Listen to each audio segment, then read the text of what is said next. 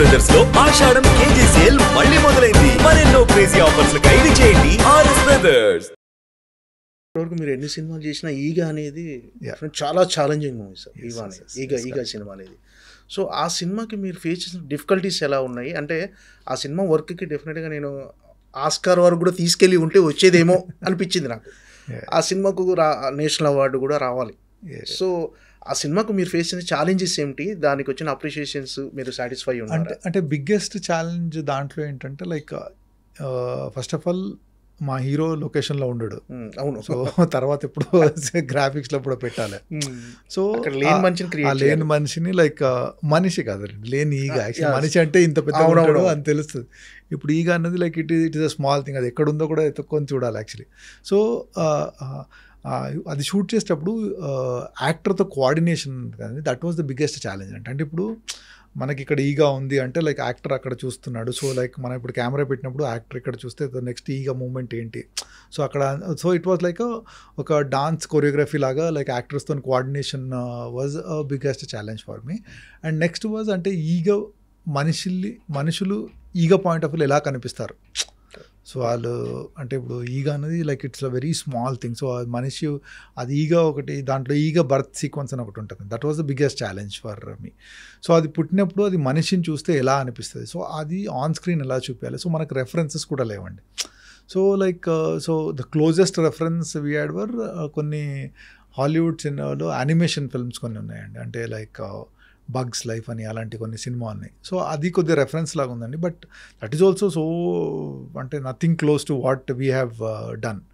So getting ఈగ point of వ్యూలో ప్రపంచాన్ని చూపించడం అన్నది what is the biggest challenge in that film అండి. అవార్డ్స్ ఏమైనా ఎక్స్పెక్ట్ చేసేదా సార్ ఆ సినిమాకి? అవార్డు అంటే నేను జనరలీ ఏంటంటే వర్క్ చేసిన తర్వాత like when people liked it and I'm happy అండి. అవార్డ్స్ వస్తే ఐఎమ్ వెరీ వెరీ హ్యాపీ అండి. రాకుంటే ఓకే లైక్ అంటే it is not like a benchmark అండి. అంటే మన వర్క్ 100% చేసాము. సో అవార్డ్స్ వచ్చాయంటే okay like if I will be very happy. రాలేదంటే okay like okay next time we have to do something better అన్న ఒక challenge లాగా తీసుకుంటానండి. ఓకే సార్, ఎక్కడ ఒక చదివాను అంటే సినిమాటోగ్రఫీలో టెక్నికాలిటీస్ ఎలా ఉంటాయి అనేది. అంటే ఒక హీరో డబుల్ రోల్ చేయాలి. కానీ అంటే ఒక ప్రముఖ దర్శకుడే సార్, అతని పేరు పెట్టడం ఒక ప్రముఖ దర్శకుడు, బ్లాక్ బస్టర్ సినిమాలు కూడా ఇచ్చాడు అంతకుముందు ఆయన. ఒక హీరో, ఇద్దరు హీరోలు ఒకే హీరో డ్యూయల్ రోల్ అనమాట. సో ఒక అతను పెద్ద అతను, ఒక చిన్నతను. సో పెద్దోడి కంటే చిన్నోడు ఒక 4 అంగుళాలు ఎత్తు ఉండటం చూపించాలి సార్. దానికి డైరెక్టర్ మనం ఒక హాలీవుడ్ నుంచి టెక్నీషియన్స్ పిలిపిస్తాము, మనం అలా వర్క్ చేద్దాం అన్న. అప్పుడు దాసనారాయణ గారితో జరిగిన డిస్కషన్ అనేది.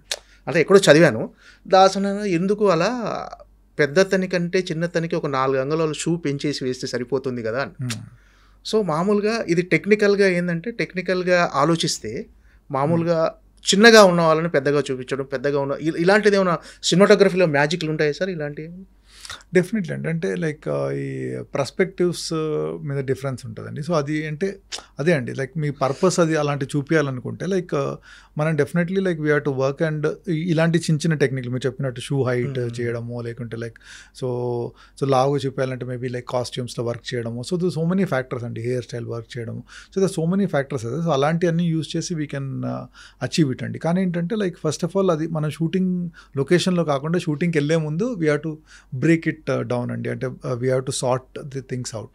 సో అది మన షూటింగ్ ముందు మనం అచీవ్ చేసుకొని కొన్ని టెస్ట్ చేసుకుంటే వీ కెన్ డెఫినెట్లీ అచీవ్ అండి. అండ్ సినిమాటోగ్రఫీలో they are so many possibilities of doing it అండి. ఓకే సార్, రీసెంట్గా మన 8 వసంతాలు అనే సినిమా కెమెరామెన్ విశ్వనాథ్ రెడ్డి గారు అన్నారు. ఆయన ఇంటర్వ్యూ చేసినప్పుడు ఆయన ఒక మాట అన్నాడు సార్. యాక్చువల్గా ఆయన ప్రెస్ మీట్లో ఈ సినిమా నెక్స్ట్ నెట్ఫ్లిక్స్లో రాబోతుంది, అక్కడ క్వాలిటీ బాగుంటుంది, మీరు అందులో చూడండి క్వాలిటీ బాగుంటుందని ఒక కామెంట్ చేశాడు. సార్ అదేంటి మీరు అలా కామెంట్ చేయడం ఏంటి ఇట్లా అంటే, అతను చెప్పిన రీజన్ ఏంటంటే ఇప్పుడు మనకున్న ఇండియన్ స్క్రీన్స్లో సింగిల్ స్క్రీన్స్ చాలా విడ్త్ అనేది, హైట్ అనేది చాలా తక్కువ హైట్లో ఉన్నాయి. యాక్చువల్గా ఏంటంటే మన టెక్నిక్ అంటే మేము చేసిన విజువల్స్ పర్ఫెక్ట్గా చూపించాలంటే అవి అప్డేట్ వర్షన్ రావాలి. హాలీవుడ్లో కూడా ఇలాంటిది ఒకటి ఒక చిన్న జరుగుతుంది హాలీవుడ్లో ఇది మార్చడానికి అని చెప్పాడు సార్. నిజంగా అలాంటిది ఉందా సార్? అలా మీకు ఏమైనా ఐడియా ఉందా? అలా అంటే ఫార్మాట్స్ మీరు చెప్పేది హైట్ అంటే ఫార్మాట్స్ అండి. అంటే ఫార్మాట్స్ అంటే లైక్ మనం ఇప్పుడు సినిమా స్కోప్ షూట్ చేస్తాము, స్క్వేర్ ఫార్మాట్ అది డిఫరెంట్ అండి. అంటే స్టోరీ టెలింగ్లో అది మనం ముందే డిసైడ్ చేస్తామండి. సో అది మీరు థియేటర్లో రిలీజ్ చేసేటప్పుడు థియేటర్ ఫార్మాట్లో రిలీజ్ చేయాలండి. సో అంటే I don't agree with what he told. So like so నెట్ఫ్లిక్స్లో అయితే లైక్ ఒక ఫుల్ స్క్రీన్ వస్తుంది. సో అది మనము స్టోరీని ఎలా ప్రజెంట్ చేయాలి దాని మీద ఉంటుందండి. సో ఇఫ్ మీరు స్టోరీని స్క్వేర్ ఫార్మాట్లో ప్రజెంట్ చేయాలంటే అది థియేటర్లో కూడా చేయొచ్చండి. సో అది మీరు ఓన్లీ ఆ ఫార్మాట్ ఓన్లీ టీవీలోనే వస్తుంది అంటే ఐ డోంట్ అగ్రీ అండి. అంటే అది ఆ ఫార్మాట్ మీరు థియేటర్లో కావాలంటే కూడా చూపించండి. బికాజ్ లైక్ చాలా సినిమాలు స్క్వేర్ ఫార్మాట్లో కూడా రిలీజ్ చేస్తారు థియేటర్లో. So it is like how you want to present it, దాన్ని బట్టి ఉంటుంది. క్వాలిటీ పరంగా చూస్తే ఏంటంటే లైక్ ఇప్పుడు మన దగ్గర theatres there are some theatres which have exceptionally good quality అండి. So some theatres are not good quality. Single screens చెప్పాడు. సో అదే ఆ థియేటర్లో ప్రొజెక్షన్ క్వాలిటీ బాగుంటుందండి. సో లైక్ నెట్ఫ్లిక్స్లో ప్రొజెక్ట్ చేసినా కూడా మీరు ఏ టీవీలో చూస్తున్నారని దాన్ని బట్టి ఉంటుందండి. If you seen good TV quality ఉంటుంది. సో మీరు అంత బాగాలేదు టీవీ అంటే సో అదే ఉంటుంది. So it is always depends అండి. బట్ ఒకటి హెచ్డి అని క్వాలిటీ ఉందండి. So like once you see do your grading, మీ సినిమాని హెచ్డి క్వాలిటీలో మీరు ప్రింట్ తీయగలిగితే that will come out very well in ఇది నెట్ఫ్లిక్స్ అండ్ ఓటీటీ ప్లాట్ఫామ్లో లైక్ స్ట్రీమ్ అయినప్పుడు the quality will be better. ఎందుకంటే టీవీలో కాంట్రాస్ట్ రేషియో చాలా బాగుంటుందండి. బ్లాక్స్ కానీ వైట్స్ కానీ are like that contrast ratio between white and black is very high. So మధ్యలో కలర్స్ అన్నీ కనిపిస్తాయి. అది ఆన్ స్క్రీన్లో కొద్దిగా కనిపించలేదండి. బట్ మేము లైక్ స్క్రీన్లో they something called Dolby Vision అనే ఒక స్క్రీన్ ఉందంటే ఇండియాలో మొన్నే పూణేలో ఫస్ట్ టైం థియేటర్ ఓపెన్ చేశారు. So RRR was the first film first Indian film అది డాల్బీ విజన్లో గ్రేడ్ చేయడం అనేది. సో ఆ గ్రేడ్ చేయడానికి I went to Germany and graded. అంటే మన దగ్గర గ్రేడింగ్ ఫెసిలిటీస్ లేవు. ఓకే. సో ఇండియాలో థియేటర్స్ కూడా లేవండి. సో అంటే ఈ 2-3 months బ్యాక్ థియేటర్ ఓపెన్ అయింది. బట్ ఒక్కసారి లండన్ వెళ్ళినప్పుడు I saw one film in that screen, అంటే డాల్బీ విజన్లో చూశాను ఒక సినిమా. సో చూసి అరే ఈ సినిమా ఎందుకు బాగుంది and then I did a research. Then I found out that okay like because of the projection quality and sound quality there. So so it's a great experience to watch film in that kind of thing.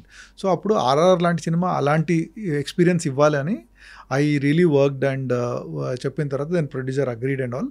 So దానికోసం we went to Germany వెళ్ళి grade చేసి ఇండియాలో లేకపోయినా like బయట థియేటర్లో అంటే like middle ఈస్ట్లో ఉన్నాయండి, లైక్ అమెరికాలో ఉన్నాయి, ఆస్ట్రేలియా, సింగపూర్ అలాంటి థియేటర్ ప్లేస్లో ఉన్నాయండి. సో అది రిలీజ్ అయిన తర్వాత people saw it in theatre and like they really felt it was great watching it. So అలా like they are some theatres where మీరు బాగా చేస్తే డెఫినెట్లీ అవుట్పుట్ అక్కడ అలాంటి థియేటర్స్లో బాగుంటుందండి. సో అంటే ఏమైనా అప్డేట్ అవ్వాల్సిన అవసరం ఉందంటారా? ఈ స్క్రీన్స్ కానీ ఏదైనా అంటే చేంజ్ చేయాలి? డెఫినెట్లీ స్క్రీన్స్ అప్డేట్ చేయాలండి. And slowly it is happening అండి. అంటే ఇప్పుడు లైక్ అంటే ఐ రిమెంబర్ నేను లైక్ నా కెరియర్ స్టార్ట్ చేసినప్పుడు లైక్ ఫర్ ఎగ్జాంపుల్ లైక్ సై చేసేటప్పుడు లేకపోతే ఛత్రపతి చేసేటప్పుడు లైక్ వాట్ ఎవర్ లైక్ అయితే సినిమా చేసేటప్పుడు లైక్ సిటీలోనే 1-2 థియేటర్లోనే మంచి ప్రొజెక్షన్ ఉండేదండి. సో 90% ఆఫ్ ద థియేటర్స్లో ప్రొజెక్షన్ బాగుండేది కాదు.